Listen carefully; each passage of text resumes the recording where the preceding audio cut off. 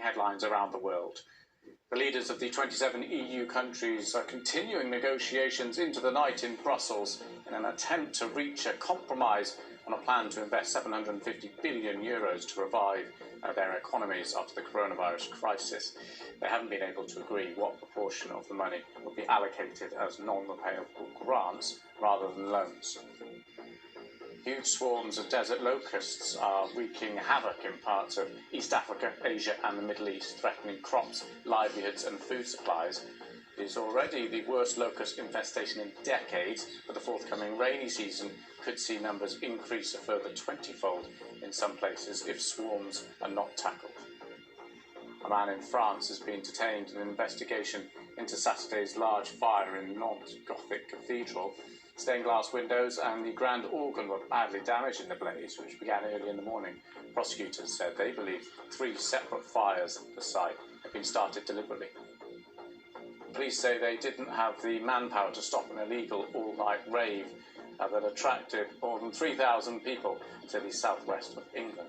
Officers arrived at the site near Bath on Saturday night, only minutes after being alerted to the event. It wasn't until 14 hours later that the music was eventually stopped. To the US now, and the mayor of Portland, Ted Wheeler, has accused federal troops of abusive tactics towards protesters, saying they're sharply escalating the situation in the city. Protests have been ongoing in Portland since the end of May following the death of George Floyd, with the situation becoming increasingly volatile since the arrival of federal officers deployed by President Trump.